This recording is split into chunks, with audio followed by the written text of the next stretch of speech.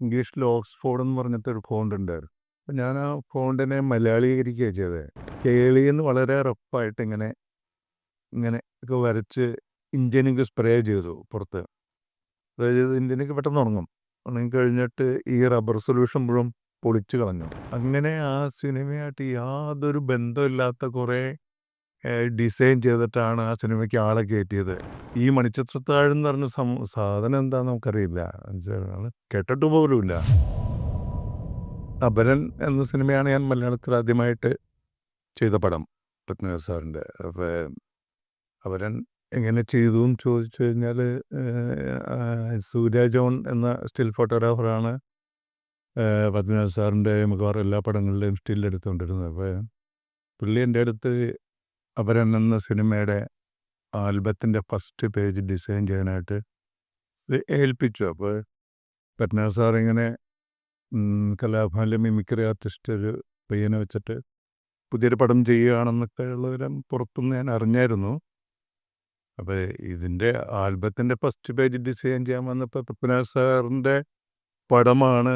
അപ്പോൾ അത് വളരെ വ്യത്യസ്തമായിട്ട് ചെയ്യേണ്ട ഒരു സംഭവമാണല്ലോ എന്ന് കരുതിയിട്ട് ഫസ്റ്റ് പേജ് ഡിസൈൻ ചെയ്തപ്പോൾ ഞാൻ അതിൻ്റെ ടൈറ്റിൽ വളരെ വ്യത്യസ്തമായൊരു ടൈറ്റിലായിരിക്കണം എന്നുള്ളത് വെച്ചിട്ട് ആലോചിച്ചു. അപ്പോൾ അന്നേരം എൻ്റെ മനസ്സിൽ വന്നത് ഇംഗ്ലീഷിൽ ഓക്സ്ഫോർഡ് എന്ന് പറഞ്ഞിട്ടൊരു ഫോണ്ട് ഉണ്ട്. കുറേ ലൈനുകൾ ചേർന്നിട്ടുള്ള ഒരു ഫോണ്ടാണ്. അപ്പോൾ അതെല്ലാം ഇൻ്റർ കണക്റ്റഡാണ്. അപ്പോൾ എവിടെ നിന്നോ വന്നൊരു കണക്ഷൻ കട്ട് ചെയ്തിട്ട് ഒരു അക്ഷരം വന്നിട്ട് വീണ്ടും അടുത്ത അക്ഷരത്തിലേക്ക് വീണ്ടും കണക്ട് ചെയ്ത് പോയിട്ട് അതങ്ങനെ കണ്ടിന്യൂ ചെയ്ത് എത്ര അക്ഷരം വേണേലും ആഡ് ചെയ്യാവുന്ന രീതിയിലുള്ള ഒരു ഫോണ്ട് ഇംഗ്ലീഷിലാണ്. അപ്പം ഞാൻ ആ ഫോണ്ടിനെ മലയാളീകരിക്കുകയാണ് ചെയ്തത്. അതേ ഓക്സ്ഫോർഡ് ഫോണ്ട് എടുത്തിട്ട് മലയാളത്തിൽ അപരൻ എന്നുള്ള സ്റ്റൈലിലാക്കിയപ്പോൾ എനിക്ക് ഭയങ്കര ഇഷ്ടമായി. ആ എന്നുള്ളത് തുടങ്ങുന്നതിൻ്റെ ഒരു എവിടെ നിന്നോ വന്നൊരു പീസിൽ നിന്ന് തുടങ്ങി ആ കഴിഞ്ഞിട്ട് അപരൻ്റെ ഇൻ കഴിഞ്ഞിട്ട് വീണ്ടും ഒരു പീസ് വീണ്ടും എത്ര അക്ഷരം വേണേലും ആഡ് ചെയ്യാവുന്ന രീതിയിൽ രണ്ടറ്റം കട്ട് ചെയ്ത് കളഞ്ഞ പോലത്തെ ഒരു ടൈറ്റിൽ. അപ്പോൾ ഈ ടൈറ്റിലൊക്കെ വെച്ചിട്ട് ആൽബത്തിൻ്റെ ഫസ്റ്റ് പേജ് ഡിസൈൻ ചെയ്ത് ഞാൻ ജോണിൻ്റെ കൊടുത്തു വിടുന്നു. അങ്ങനെ ഈ സാധനം നെടുമുടിയിൽ ഷൂട്ടിംഗ് ലൊക്കേഷനിലെത്തുന്നു. ഒരു ഗ്യാപ്പിൽ പത്മനാഭ സാറ് ഫസ്റ്റ് പേജ് മറിക്കുന്നു, ടൈറ്റിൽ കാണുന്നു. അപ്പോൾ ഈ ടൈറ്റിൽ കണ്ടപ്പോൾ പുള്ളിയുടെ കണ്ണ് അതിനകത്ത് ഉടക്കി നിന്നു എന്നാണ് എല്ലാവരും പറഞ്ഞത്. അപ്പോൾ പുള്ളി അടുത്ത പേജിലേക്ക് കിടക്കുന്നതിന് മുമ്പ് എന്നെ ജോണിനെ വിളിച്ചിട്ട് ചോദിച്ചു, ആരാണ് ഈ ടൈറ്റിൽ ചെയ്തത്? അപ്പോൾ ജോൺ പറഞ്ഞു, എറണാകുളത്ത് സാബു എന്ന് പറഞ്ഞിട്ട് എൻ്റെ സുഹൃത്താണ്. അപ്പോൾ പുള്ളി അടുത്ത വാക്ക് പറഞ്ഞത് അയാളെ വിളിപ്പിക്കൂ എന്ന് പറഞ്ഞു. അങ്ങനെ ഞാൻ നെടുമുടിയിൽ ഷൂട്ടിംഗ് ലൊക്കേഷനിൽ ചെല്ലുന്നു. ഷൂട്ടിങ്ങിൻ്റെ ഗ്യാപ്പിൽ പുള്ളി വരുന്നു, പരിചയപ്പെടുന്നു. പിന്നെ കിട്ടുന്ന ഗ്യാപ്പിലെല്ലാം പടത്തിൻ്റെ പ്രത്യേകതകളെ പറ്റിയൊക്കെ ഇയാളുടെ അതേ ഛായയിൽ വേറൊരാളുള്ളതിനെ പ്രതിനിധിപ്പിക്കുന്ന കെടുതികളാണ്. അപ്പം സത്യത്തിൽ ഇത്രയും റിസ്ക് ഉള്ളൊരു സബ്ജക്റ്റ്, അത് മമ്മൂട്ടി മോഹൻലാൽ അഭിനയിക്കുന്ന പടമല്ല. പുതിയൊരു ആർട്ടിസ്റ്റിനെ വെച്ചിട്ട് ഇത്രയും വ്യത്യസ്തമായ ഒരു സബ്ജക്റ്റ് പുള്ളി കൈകാര്യം ചെയ്യുമ്പോൾ അതിൻ്റെ പോസ്റ്റർ ഡിസൈൻ ഒരു പുതിയ ഒരാളെ ഏൽപ്പിക്കാനായിട്ട് എങ്ങനെ ധൈര്യം വന്നു എന്ന് പിന്നീട് ഞാൻ പുള്ളിയുടെ അടുത്ത് ചോദിച്ചു, ഒരു 100 ദിവസം ഓടിയതിന് ശേഷം. അപ്പോൾ പുള്ളി പറഞ്ഞത് എനിക്കത് ചെയ്യാൻ പറ്റും എന്നുള്ള കോൺഫിഡൻസ് പുള്ളിക്ക് ഉണ്ടായി എന്നാണ് പറഞ്ഞത് ഞാനായിട്ട് ഇൻറ്ററാക്ട് ചെയ്തപ്പോൾ. അപ്പോൾ പുള്ളി എൻ്റെ അടുത്ത് ഈ കഥയുടെ പ്രത്യേകത എല്ലാം പറയുമ്പോൾ ഞാൻ ടൈറ്റിലിനല്ല ഡിസൈനിനകത്ത് നമുക്ക് ജയറാമിൻ്റെ ഒരു ഫേസോ അല്ലെങ്കിൽ ബോഡിയോ കാണിക്കുന്നിടത്ത് ഒരു ഷാഡോ പോലെ അയാളുടെ അതേ ഛായയിൽ വേറൊരാളും കൂടി ഇല്ലേ എന്ന് തോന്നുന്ന രീതിയിൽ ആയിരിക്കണം എല്ലാ പോസ്റ്റും എന്നൊക്കെ ഉള്ള സജഷൻസ് അന്നേരം എൻ്റെ മനസ്സിൽ വന്നതൊക്കെ ഷെയർ ചെയ്തു. അപ്പോൾ പുള്ളിക്ക് ആ കോൺഫിഡൻസ് ഉണ്ടായി എന്നാണ് പുള്ളി പിന്നീട് പറഞ്ഞത്. പിന്നെ പടം ഹിറ്റായി. എൻ്റെ പോസ്റ്റേഴ്സ് എല്ലാം ഭയങ്കര വ്യത്യസ്തമായിരുന്നു. എല്ലാ മാഗസിനുകളും, അന്ന് സോഷ്യൽ മീഡിയ ഒന്നുമില്ല, എല്ലാ മാഗസിനിലൊക്കെ അതേപ്പറ്റി ഒരുപാട് ആർട്ടിക്കിളൊക്കെ എഴുതി വന്നു. എനിക്ക് നാനയുടെ ഗാലപ്പോൾ അവാർഡ് കിട്ടിയ പടത്തിൻ്റെ ഫസ്റ്റ് ഡിസൈനിന്. അങ്ങനെയാണ് അപരൻ്റെ പോസ്റ്റർ ഉണ്ടാകുന്നത്. അപരന് ശേഷം പിന്നെ ഞാൻ ചെയ്ത ഒരു ഫേമസ് പടം വൈശാലിയാണ്, ഭരതൻ്റെ. ഏതാണ്ട് രണ്ടാമത് ചെയ്ത പടം വൈശാലിയാന്ന് പറയാം. അപ്പോൾ വൈശാലിയുടെ ടൈറ്റിൽ പുള്ളി എന്നെ നേരത്തെ ചെയ്ത് വെച്ചിട്ടുണ്ടായിരുന്നു. അതിന് ശേഷമാണ് എന്നെ വർക്ക് ഏൽപ്പിക്കുന്നത്. അപ്പോൾ വൈശാലിയുടെ പോസ്റ്റേഴ്സ് ചെയ്തത് എങ്ങനെയാണെന്ന് ചോദിച്ചു കഴിഞ്ഞാൽ, അത് സുനിൽ ഗുരുവായൂരിൻ്റെ സ്റ്റിൽസാണ് എന്നെ ഒരു പരിധി വരെ ഒരുപാട് ഹെൽപ്പ് ചെയ്തതെന്ന് വെച്ച് കഴിഞ്ഞാൽ, നമ്മൾ ആ പടത്തിൽ ആർട്ടിസ്റ്റിനെ മാത്രം കട്ട് ചെയ്തിട്ട് വേറെ സ്പ്രേ ചെയ്ത് ബാക്ക്ഗ്രൗണ്ടൊക്കെ ഉണ്ടാക്കി ചെയ്യുന്നതിനേക്കാൾ മനോഹരമായിട്ടുള്ള ബാക്ക്ഗ്രൗണ്ട് ഓൾറെഡി ഉള്ള പടങ്ങളാണ് എനിക്ക് കിട്ടിയത്. അപ്പോൾ അതിൻ്റെ ഓരോ സ്റ്റിൽസും ഒരു ഓയിൽ പെയിൻറ്റിങ് പോലത്തെ, അത് ഭരതൻ്റെ പടമായതുകൊണ്ടായിരിക്കാം. അപ്പോൾ എനിക്ക് വളരെ എളുപ്പമായിരുന്നു അത്. അപ്പോൾ ആ സ്റ്റിൽസിനകത്ത് എനിക്ക് ടൈറ്റിൽ കയറ്റി വെച്ച് കഴിഞ്ഞാൽ തന്നെ ബാക്കി ക്രെഡിറ്റ്സ് ഒക്കെ വെച്ച് കഴിഞ്ഞാൽ തന്നെ നല്ല പോസ്റ്റായി. അതിനുശേഷം പിന്നെ അമരം ചെയ്തു. അമരത്തിൻ്റെ ടൈറ്റിലും പുള്ളിക്ക് ഒരുപാട് ഇഷ്ടമായ സാധനമാണ്. അത് അമരത്തിൻ്റെ ടൈറ്റിൽ ഒരുപാട് ഇഷ്ടമായി. കേളി എന്ന സിനിമയുടെ ടൈറ്റിൽ എഴുതിയത് എങ്ങനെയാണെന്ന് പുള്ളിക്ക് ഒരു രീതിയിലും മനസ്സിലാക്കാൻ പറ്റിയില്ല. പുള്ളി എൻ്റെ അടുത്ത് ചോദിച്ചു ഇതെങ്ങനെ ചെയ്തതെന്ന്. അത് ഞാൻ ഒരേ ഒരു പടത്തിന് അങ്ങനെ ചെയ്തിട്ടുള്ളൂ. അത് കേളി ആയതുകൊണ്ട്. കാരണം കേളിയിൽ ജയറാമിന് ഒരു കാലില്ലാത്ത ആളാണ്. അപ്പോൾ ആ ടൈറ്റിലിൽ ഒരു വൈകല്യമൊക്കെ കൊണ്ടുവരണം എന്നിങ്ങനെ മനസ്സിൽ തോന്നി.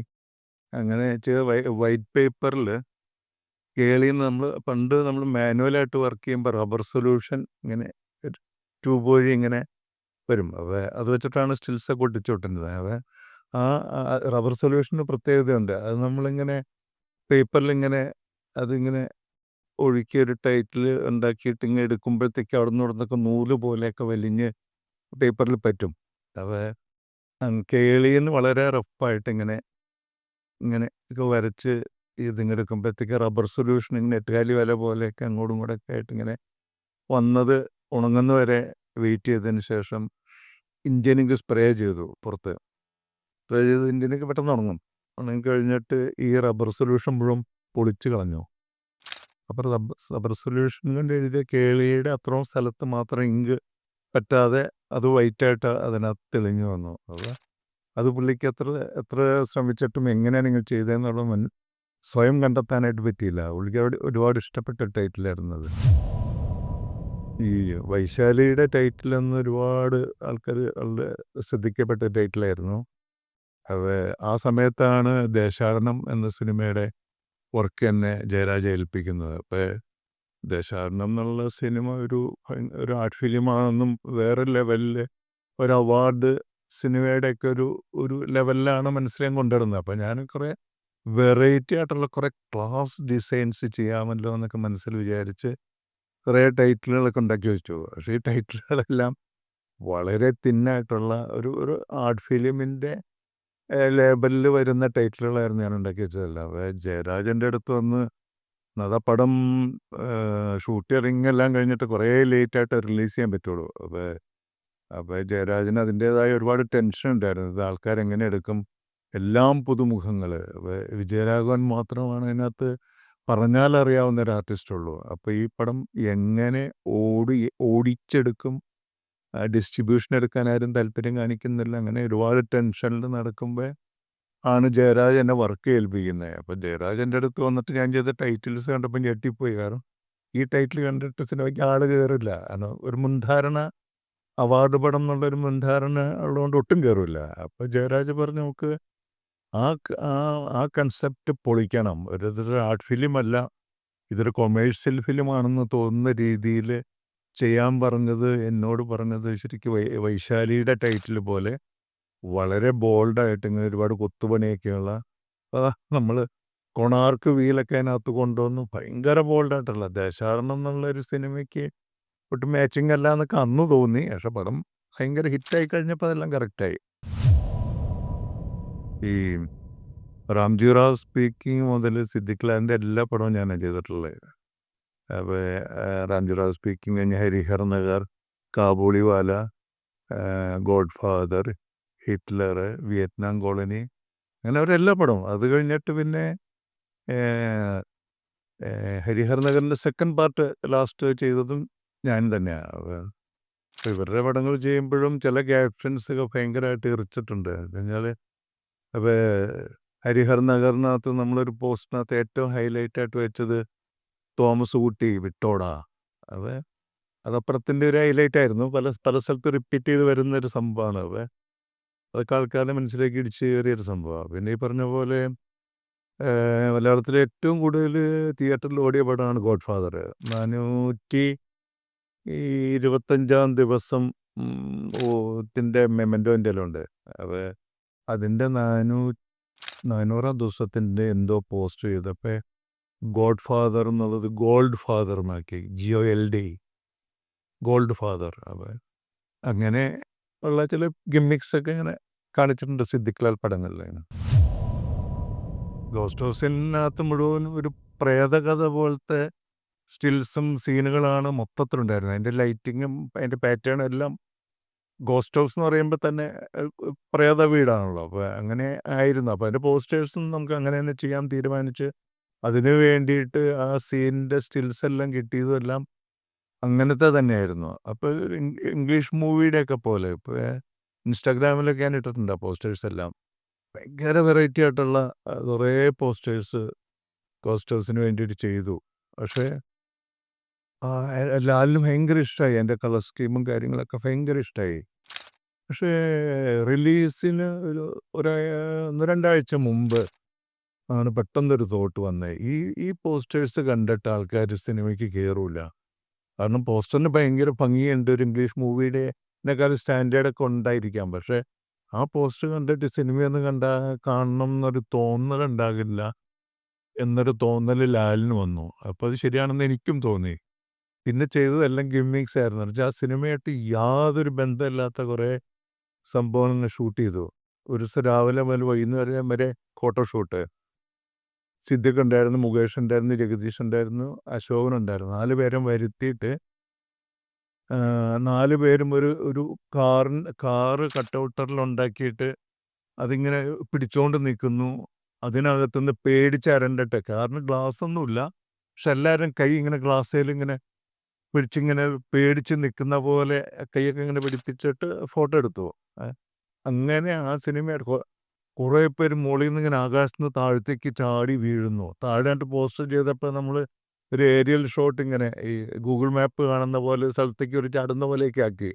മോഷൻ ബ്ലർ കൊടുത്തിങ്ങനെ കാറ്റത്തിങ്ങനെ താഴത്തേക്ക് വീഴുന്ന പോലെയൊക്കെ അങ്ങനെ ആ സിനിമയായിട്ട് യാതൊരു ബന്ധമില്ലാത്ത കുറേ ഡിസൈൻ ചെയ്തിട്ടാണ് ആ സിനിമയ്ക്ക് ആളെ കയറ്റിയത്. സത്യം പറഞ്ഞു കഴിഞ്ഞാൽ ഗോസ്റ്റ് ഹൗസിന് ആദ്യം ചെയ്ത ആ പോസ്റ്റേഴ്സ് വെച്ച് ആളെ കയറ്റാൻ പറ്റില്ലായിരുന്നു. അപ്പോൾ അത് ലാലിൻ്റെ മനസ്സിൽ അവർക്ക് സെൻസ് ഉള്ളത് കൊണ്ട് പെട്ടെന്ന് ലാസ്റ്റ് മൂമെൻറ്റിലാണേലും ഇത് മാറ്റി ചെയ്യണമെന്ന് തോന്നിയത് കൊണ്ടാണ് ആ പടം ഓടിയത്. ഞാൻ ചെയ്ത പോസ്റ്റേഴ്സിൽ ഇപ്പോഴും മനസ്സിൽ നിന്ന് മായാതെ പതിഞ്ഞു കിടക്കുന്ന കുറേ ഡിസൈൻസ് ഇന്നലെ എന്നുള്ള സിനിമയുടെ ആയിരുന്നു, പത്മനാഭൻ സാറിൻ്റെ. അപ്പോൾ അതിനകത്ത് ശോഭനയുടെ കുറേ നല്ല സ്റ്റിൽസ്, അത് ഒരു പരിധി വരെ എൻ്റെ സ്റ്റിൽസാണ് എന്നെ രക്ഷപ്പെടുത്തിയത്. എന്നുവെച്ചാൽ NL ബാലകൃഷ്ണൻ എന്ന് പറഞ്ഞിട്ട് മരിച്ചുപോയി. ബാലേട്ടനായിരുന്നു എൻ്റെ സ്റ്റിൽസ്. ഒരു ബെഞ്ചിൽ ഒരു സൺസെറ്റിൻ്റെ മഞ്ഞ ഓറഞ്ച് ലൈറ്റ് ബാക്കിൽ നിന്ന് വരുമ്പോൾ ശോഭന ഒരു സിമെൻറ്റിൻ്റെ ബെഞ്ചിൽ കാല് വളച്ച് വെച്ചിട്ട് ഇങ്ങനെ ഇരിക്കുമ്പോൾ മുടി ഇങ്ങനെ പറന്ന് നിൽക്കുമ്പോൾ ജയറാം പുറകിൽ വന്ന് നിന്നിട്ട് ആ ബെഞ്ചിൻ്റെ ചാരുന്ന സ്ഥലത്ത് കൈ വെച്ചിട്ട് നിൽക്കുന്നൊരു ഫോട്ടോയാണ്. ആ ഫോട്ടോ ആണ് എന്നെ രക്ഷപ്പെടുത്തിയത്. അത് ഞാൻ അതിൻ്റെ ആ ലൈറ്റിംഗ് പാറ്റേൺ, ആ സൺസെറ്റിൻ്റെ ലൈറ്റ് കറക്റ്റ് പ്രിൻ്റിൽ കിട്ടാൻ വേണ്ടിയിട്ട് ലാബിൽ പോയി നിന്നിട്ട് പല ടോണിലടിച്ചു. എന്നിട്ട് എനിക്ക് ഇതിനകത്ത് ഏറ്റവും കറക്റ്റ് എന്ന് തോന്നിയ ഒരു സ്റ്റില്ലാണ് യൂസ് ചെയ്തത്. എന്നിട്ട് അതിനകത്ത് വേറെ ഒന്നും ഞാൻ ചെയ്തില്ല. ഇന്നലെ ഒരിക്കൽ മാത്രമേ പറഞ്ഞു. പത്മരാജൻ ബാക്കിയുള്ള ക്രെഡിറ്റ്സും എല്ലാം. അതുപോലെ ഞാൻ ചെയ്ത വർക്കുകളിൽ പ്രമുഖ ഒരു വർക്കായിരുന്നു മണിച്ചിത്രത്താഴിൻ്റെ പോസ്റ്റേഴ്സ്. അത് 32 വർഷങ്ങൾക്ക് മുമ്പാണ്. അപ്പോൾ അതിൻ്റെ പോസ്റ്റേഴ്സ് ഫസ്റ്റിൽ ടൈറ്റിൽ ചെയ്യുന്ന സമയത്ത് മണിച്ചിത്രത്താഴെന്നുള്ള ടൈറ്റിൽ എഴുതാനായിട്ട് ഏൽപ്പിക്കുമ്പോൾ ഈ മണിച്ചിത്രത്താഴെന്ന് പറഞ്ഞ സാധനം എന്താണെന്ന് നമുക്കറിയില്ല. നമ്മൾ കേട്ടിട്ട് പോലുമില്ല, ആദ്യമായിട്ടാണ് കേൾക്കുന്നത്. അപ്പോൾ അന്വേഷിച്ച് വന്നപ്പോഴത്തേക്കും അത് അതിൻ്റെ പാട്ടിനകത്തുണ്ട്. പിന്നെ അതൊരു വലിയ സംഭവമാണെന്ന് പിന്നെ മനസ്സിലാക്കിയപ്പോൾ ടൈറ്റിലിനകത്ത് അത് ഇൻകോർപ്പറേറ്റ് ചെയ്യണമെന്നുള്ള ഒരു തോന്നലുണ്ടായി. അപ്പോൾ ഈ മണിച്ചിത്രത്താഴ് കാണാൻ എന്താണ് ഒരു മാർഗം എന്ന് അന്വേഷിച്ചപ്പോൾ മണി സുചിത്ര എന്ന് പറഞ്ഞ ആ ഡയറക്ടറായിരുന്നു ഇതിൻ്റെ ആ ഡയറക്ടർ. അപ്പോൾ അദ്ദേഹത്തിൻ്റെ അടുത്ത് ചോദിച്ചു കഴിഞ്ഞപ്പോൾ പറഞ്ഞു ഇങ്ങനെ ഇതിന് വേണ്ടിയിട്ട് ഈ പടത്തിൻ്റെ ഷൂട്ടിങ്ങിന് വേണ്ടിയിട്ട് ഹെലിപ്പാരിസിലാണ് ഷൂട്ട് ചെയ്തത്. അപ്പോൾ ഇതിൻ്റെ ഷൂട്ടിങ്ങിന് വേണ്ടിയിട്ട് ഒരുപാട് പ്രോപ്പർട്ടീസ് അവർ കളക്ട് ചെയ്തു പല സ്ഥലത്തു നിന്ന്. അപ്പോൾ അതിനകത്ത് ഈ പഴയ ഇല്ലവും മനയും പള്ളിയൊക്കെ പൊളിച്ചുമ്പോൾ കിട്ടുന്ന ചില സാധനങ്ങൾ സൂക്ഷിച്ചിട്ട് അത് എക്സ്പോർട്ട് ചെയ്യുന്ന ഒരാൾ എറണാകുളത്തുണ്ടായിരുന്നു. ഒരു 85 വയസ്സുള്ള ഒരു പ്രായമുള്ളൊരു മനുഷ്യനാണ്. അപ്പോൾ അയാളുടെ 3 നില വീട് മുഴുവൻ ഇതുപോലെ ഉള്ള മന അങ്ങനെയുള്ള അറയൊക്കെ പൊളിക്കുമ്പോൾ കിട്ടുന്ന സാധനങ്ങൾ പള്ളിയിലെ ഈ ധൂപക്കുറ്റി വരെ അങ്ങ് കണ്ടിട്ടുണ്ട് അവിടെ. അപ്പോൾ ഈ ഓരോ ഇല്ല മനയൊക്കെ പൊളിച്ചുകൊണ്ട് വന്നിട്ട് അയാളുടെ വീടിൻ്റെ ഫ്രണ്ടിൽ മുഴുവൻ ടർപ്പോളം കൊണ്ട് ഒരു പന്തലിട്ടിട്ട് കുറേ കാർപ്പൻറ്റേഴ്സ് ഇരുന്നിട്ടത് ഡാമേജ് ആകാതെ പൊളിച്ചെടുക്കാൻ എന്നൊക്കെ കണ്ടിട്ടുണ്ട്. അപ്പോൾ ഇയാളുടെ പെർമിഷൻ ചോദിച്ചു കഴിഞ്ഞപ്പോൾ ഇങ്ങനെ 3 നിലയിലും കുറേ സാധനങ്ങളുണ്ട് നോക്കാൻ പറയും. മണിച്ചിത്രത്താഴ് ഇന്ന ഏരിയയിലാണ് എന്ന് പറഞ്ഞ് നമ്മൾ പോയി നോക്കുമ്പോൾ അന്നേരമാണ് ആദ്യമായിട്ട് മണിച്ചിത്രത്താഴ് എന്താണെന്ന് നമ്മൾ കാണുന്നത്. പക്ഷേ ഈ പറഞ്ഞാൽ ബ്രാസിൻ്റെ അല്ലെങ്കിൽ ഒന്നുമല്ല, അത് പഴയ തുരുമ്പ് പിടിച്ച ഇരുമ്പിൻ്റെ മണിച്ചിത്രത്താഴാണ്. അതെവിടെ നിന്നോ പൊളിച്ചിട്ട് ആ തുരുമ്പും കറയെല്ലാം ഉള്ള അങ്ങനത്തെ കുറേ സാധനങ്ങൾ നിരത്തി വെച്ചിരിക്കുന്നു. അപ്പം അതിനകത്ത് നമ്മൾ അതിൻ്റെ ഒരറ്റത്ത് ഇങ്ങനെ ഒരു ഷേപ്പുണ്ട്, അതാണ് അതിൻ്റെ ഒരു ഹൈലൈറ്റ്. അപ്പം അത് പലരും ചെയ്യുമ്പോൾ കയറി ഇറങ്ങിയിരിക്കുന്നുണ്ട്. അപ്പം അതിനകത്ത് ഏറ്റവും ഷേപ്പുള്ളൊരു സാധനം അതിൽ നിന്ന് പിക്ക് ചെയ്തിട്ട് പിന്നെ ഇരുന്ന് ചിരണ്ടി ഇതിൻ്റെ ഓരോ ഗ്യാപ്പിലും തുരുമ്പും കറയും കട്ട പിടിച്ചിരിക്കുന്ന പൊടിയെല്ലാം കളഞ്ഞ് ഫിനിഷ് ചെയ്തിട്ട് അതിൻ്റെ പുറത്ത് പെയിൻറ്റ് ചെയ്തിട്ട് ഒരു ഈവനിങ് ലൈറ്റിൽ ഡേ ലൈറ്റിൽ തന്നെ സൈഡിൽ നിന്ന് എല്ലാ പ്രൊജക്ഷനും എല്ലാ ഡീറ്റെയിൽസും കറക്റ്റായിട്ട് കിട്ടുന്ന ഒരു ആംഗിളിൽ പിടിച്ചിട്ട് സ്റ്റുഡിയോയിൽ ഫോട്ടോ എടുത്തു. ഫോട്ടോ എടുത്തിട്ട് ആണ് നമ്മളത് ടൈറ്റിലിനകത്ത് ചേർത്തത്. അപ്പോൾ പിന്നെ ഒരു പ്രശ്നം വെച്ച് കഴിഞ്ഞാൽ ഈ മണിച്ചിത്രത്താഴ് എന്നുള്ള ടൈറ്റിലിന് ഒരുപാട് അക്ഷരങ്ങളുണ്ട്. എന്ന് പറയുമ്പോൾ തന്നെ കുറേ അക്ഷരങ്ങളുണ്ട്. താഴെന്ന് പറയുമ്പോഴത്തേ ഡബിൾ താ വന്നു, ഴ വരുമ്പോഴൊക്കെ ഉണ്ട്. അപ്പോൾ ഇങ്ങനെ നമ്മളെങ്ങനെ എഴുതി വന്നു കഴിഞ്ഞാൽ ഭയങ്കര ലെങ്ത്ത് വരും. അപ്പോൾ നമ്മൾ ഈ മണിച്ചിത്രത്താഴിൻ്റെ അതിനകത്തിന് ഒതുക്കാനായിട്ട് ഭയങ്കര പ്രശ്നമായിരുന്നു.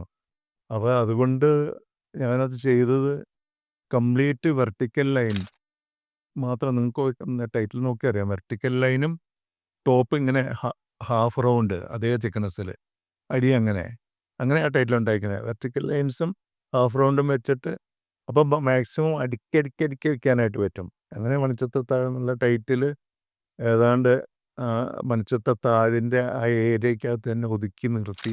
പക്ഷേ ആ ടൈറ്റിൽ ശ്രദ്ധിച്ചാൽ അറിയാം, 31 വർഷത്തിന് ശേഷം വീണ്ടും മണിച്ചിത്രത്താഴ് 4K റെസൊല്യൂഷനിൽ റിലീസ് ചെയ്തു. റിലീസ് ചെയ്യുന്ന സമയത്ത് എന്നെ ഒരാൾ വിളിക്കുന്നു, എനിക്കൊരു പരിചയമില്ലാത്ത ഒരാൾ. അപ്പോൾ അയാൾ പറഞ്ഞു ഇങ്ങനെ മണിച്ചിത്രത്താഴ് വീണ്ടും റിലീസ് വരുവാണ്, 4K റെസൊല്യൂഷനിൽ റിലീസ് വരുവാണ്.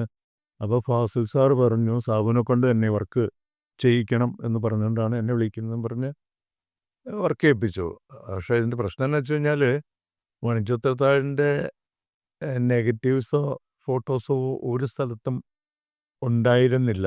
നമ്മൾ വേറെ പല കാര്യങ്ങൾക്കും വേണ്ടിയിട്ട് മണിച്ചിത്രത്താഴിൻ്റെ പോസ്റ്റേഴ്സ് പലരും ആവശ്യപ്പെട്ടിട്ട് എനിക്ക് ഉണ്ടാക്കി കൊടുക്കാനായിട്ട് പറ്റിയില്ല. പല രീതിയിൽ അന്വേഷിച്ചിട്ടും അതിൻ്റെ നെഗറ്റീവോ അല്ലെങ്കിൽ അതിൻ്റെ ഒരു സ്റ്റില്ലോ നമുക്ക് കിട്ടിയില്ല. അപ്പോൾ എനിക്ക് കിട്ടിയ ഒരു ഭാഗ്യം എന്ന് വെച്ച് കഴിഞ്ഞാൽ ഇവർ സ്കാൻ ചെയ്തപ്പോൾ എനിക്ക് ഹൈ റെസൊല്യൂഷൻ പിക്ചേഴ്സ് എനിക്ക് നെറ്റിൽ അയച്ചു തരാനായിട്ട് പറ്റി. അപ്പോൾ ഒരു പടം 49 MB ഒക്കെ ഉള്ള അത്ര ഹൈ റെസൊല്യൂഷനുള്ള പടങ്ങൾ എനിക്ക് കിട്ടി. പക്ഷേ പോസ്റ്റേഴ്സ് നന്നായിട്ട് ചെയ്യാൻ പറ്റിയെങ്കിലും ഈ ഡിജിറ്റൽ ക്യാമറയിൽ എടുക്കുന്നതിൻ്റെ ഒരു ഡീറ്റെയിലിംഗ് ഒരു സ്മൂത്ത്നെസ് ഒന്നും ഉണ്ടായിരുന്നില്ല. പിക്ചർ കാണുമ്പോൾ ചിലപ്പോൾ അങ്ങനെ തോന്നിക്കാണില്ല. പക്ഷേ സ്റ്റിൽസ് നമ്മൾ സൂം ചെയ്ത് നോക്കുമ്പോൾ ഒറിജിനൽ ഡിജിറ്റൽ ക്യാമറയിൽ എടുക്കുന്ന സ്കാൻ ചെയ്ത സ്റ്റില്ലായതുകൊണ്ടായിരിക്കാം ആ ഡീറ്റെയിൽസ് ഉണ്ടായിരുന്നില്ല.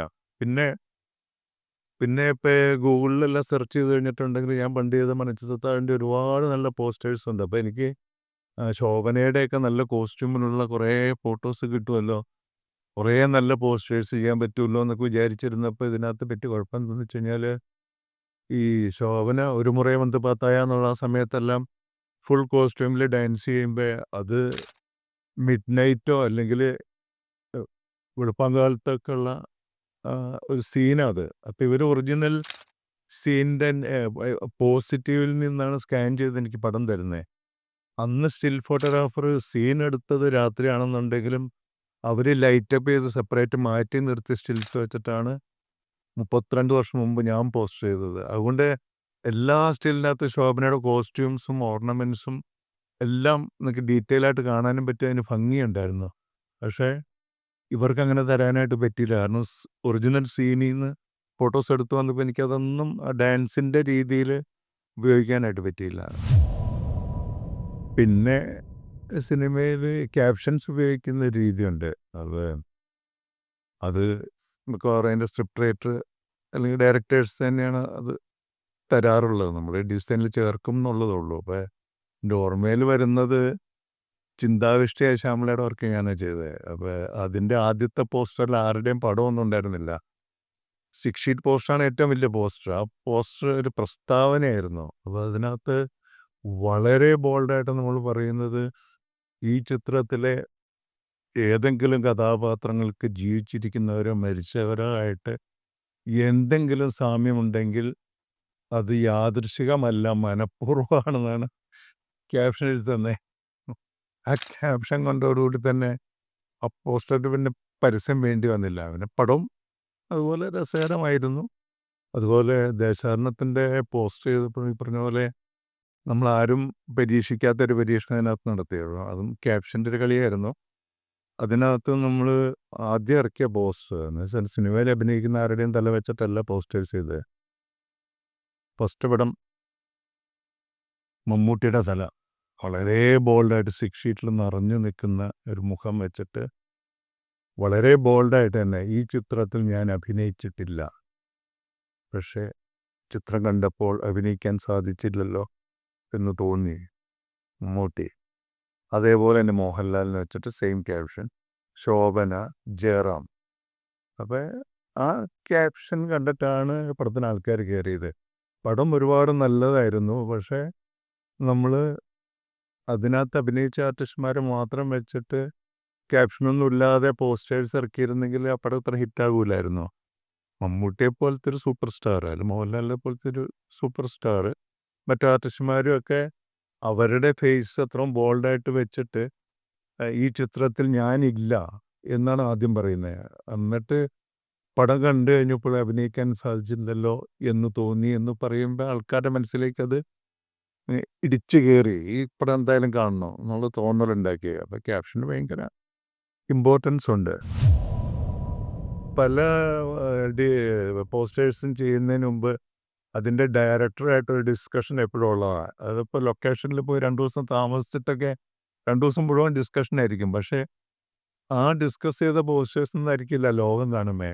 അപ്പോൾ ഞാൻ എക്സാമ്പിൾ പറയുകയാണെന്നുണ്ടെങ്കിൽ റോജയുടെ ഈ മണിരത്നത്തിന് കുറേ പടങ്ങളുടെ മലയാളം പോസ്റ്റേഴ്സ് ഞാനാണ് ചെയ്തത്. കേരളത്തിലെ കന്നത്തിൽ മുത്തമിട്ടാൽ തിരിടാ തിരിടാ, അതിനകത്ത് റോജയാണ് ആദ്യം ചെയ്തത്. അപ്പോൾ റോജയിലൊക്കെ ഇങ്ങനെ കുറേ ജമന്തി പൂക്കൾ ഇങ്ങനെ ഉള്ള വലിയൊരു പാടത്തിൻ്റെ നടുക്ക് വൈറ്റ് ഷോട്ടാണ്. അതിൻ്റെ നടുക്ക് ആർട്ടിസ്റ്റ് വളരെ ചെറുതായിട്ടുള്ള ഒരു പോസ്റ്ററായിരുന്നു റോജയുടെ ആദ്യത്തെ പോസ്റ്റർ. അപ്പോൾ അന്ന് എല്ലാ പ്രൊഡ്യൂസേഴ്സും ഒക്കെ പറഞ്ഞു, ഓ എന്തൊരു ഭംഗിയുള്ള പോസ്റ്റർ എന്നൊക്കെ പറഞ്ഞിട്ട് ഇതേ സ്റ്റൈലിൽ ചന്ദ്രനുദിക്കുന്ന ദിക്കിൽ നിന്നുള്ള സിനിമയ്ക്ക് വേണ്ടിയിട്ട്, അതും ഗുണ്ടൽപേട്ടിൽ ഷൂട്ട് ചെയ്തതാണ്, അതിനകത്ത് ഇതേപോലത്തെ സ്റ്റിൽസ് ഇഷ്ടം പോലെ ഉണ്ടായിരുന്നു. അപ്പോൾ ലാൽ ജോസും ഞാനും ഒക്കെ ആയിട്ട് 2-3 ദിവസം ഫുൾ ഡിസ്കഷനായിരുന്നു പോസ്റ്റേഴ്സ്. ആദ്യത്തെ ഇങ്ങനെ, രണ്ടാമത്തെ എങ്ങനെയായിരിക്കണം എന്നുള്ളത്. അപ്പോൾ ഞാൻ ഫസ്റ്റ് പോസ്റ്റർ ചെയ്തത് ഈ റോജയുടെ പോസ്റ്റർ ചെയ്ത പോലെയാണ്. ദിലീപും കാവ്യമാധവനായിരുന്നു അതിനകത്ത്. ആ പോസ്റ്റർ പ്രിൻ്റ് ചെയ്യാൻ പോയില്ല. അപ്പോൾ ഇത്രയും ആർട്ടിസ്റ്റുമാർക്കൊക്കെ നമ്മൾ പൈസ കൊടുത്താണ് അവരുടെയൊക്കെ തല വയ്ക്കണ്ടേ, ഇങ്ങനെ കുറേ ആകാശവും കുറേ പാടം മാത്രം കാണിച്ചാൽ മതിയോ എന്ന് ചോദിച്ചിട്ട് ആ പോസ്റ്റർ പ്രിൻറ്റിങ്ങിനെ പോയില്ല. അപ്പോൾ വളരെ വേദനയോടുകൂടി പറയാനുള്ളൊരു കാര്യം, നമ്മൾ ചെയ്യുന്ന നല്ല വർക്കുകളൊന്നും ലോകം കാണാറില്ല. അത് ചില തീരുമാനങ്ങളുടെ പുറത്തൊക്കെ മാറി മറിഞ്ഞു പോവും. പക്ഷെ ഞാൻ മുൻകൂർ ജാമ്യം എടുത്തതെന്ന് വെച്ച് കഴിഞ്ഞാൽ എനിക്കതറിയാം. ഞാൻ ഈ ഡിസ്കഷൻ്റെ സമയത്ത് ഞാൻ ലാൽ ജോസിനോട് പറഞ്ഞിരുന്നു, ലാൽ ജോസ് മദ്രാസിൽ നിന്ന് വർക്കെല്ലാം കഴിഞ്ഞിട്ട് നാട്ടിൽ വരുമ്പോൾ റോട്ടിൽ കാണുന്ന പോസ്റ്റേഴ്സൊന്നും നമ്മൾ ഡിസ്കസ് ചെയ്തതായിരിക്കില്ല. അപ്പോൾ അത് പ്രൂവ് ചെയ്യാൻ വേണ്ടിയിട്ട് ഞാൻ ചെയ്ത എല്ലാ പോസ്റ്റേഴ്സും ഞാൻ ഫോട്ടോ എടുത്തിട്ട് സൂര്യ ജോണിൻ്റെ അനുജൻ്റെ കയ്യിൽ ഞാൻ മദ്രാസിലേക്ക് കൊടുത്തു വിട്ടു. എന്നിട്ട് ലാൽ ജോസിനെ കാണിച്ചു കൊടുക്കാനായിട്ട് പറഞ്ഞു. പക്ഷേ ഇവിടെ ഒട്ടിച്ച പോസ്റ്റേഴ്സ് എല്ലാം വേറെ സ്റ്റൈലിൽ ചെയ്തതാണ്. അപ്പം അത് ഈ പോസ്റ്റർ ഡിസൈനേഴ്സ് അനുഭവിക്കുന്നൊരു ദുരന്തമാണ്. അപ്പോൾ ടൈറ്റിലിൻ്റെ കാര്യമാണെന്നുണ്ടെങ്കിലും നമ്മളൊരു പടത്തിന് വേണ്ടിയിട്ട് 8 10 ടൈറ്റിലുകൾ ചെയ്ത് കഴിയുമ്പോൾ അതിനകത്ത് ഏറ്റവും മോശം ടൈറ്റിലായിരിക്കും ചിലപ്പോൾ ഇഷ്ടപ്പെടുക. അപ്പോൾ അതിൻ്റെ ഡയറക്ടർക്കോ പ്രൊഡ്യൂസർക്കോ ഇഷ്ടപ്പെടുന്നത് നമ്മൾ കൊണ്ടുപോകണോ വേണ്ടോ എന്ന് പറഞ്ഞിട്ട് മാറ്റിയിട്ട ഒരു ടൈറ്റിലായിരിക്കും അവർക്കത് ഏറ്റവും ഇഷ്ടമാകുന്നത്. അപ്പോൾ നമ്മൾ ചെയ്തിട്ട് നമുക്ക് ഏറ്റവും സാറ്റിസ്ഫാക്ഷൻ കിട്ടുന്ന ഒരു വർക്കല്ല പബ്ലിക്സ് ഇതുവരെ കണ്ടിട്ടുള്ളത്. ഇത്രയും വർഷങ്ങൾക്ക് ശേഷം 10-25 വർഷങ്ങൾക്ക് മുമ്പ് ചെയ്ത പല പടങ്ങളുടെയും ടൈറ്റിലിനെ പറ്റി ഇപ്പോഴും പലരും കലാബോധമുള്ള പലരും ഡിസ്കസ് ചെയ്യാറുണ്ട്. അന്ന് ചെയ്ത ആ ടൈറ്റിൽ ആ പടത്തിന് ഒട്ടും മാച്ചിങ് ആയിരുന്നില്ല എന്ന് ഈയിടെയും പലരും സംസാരിച്ചു.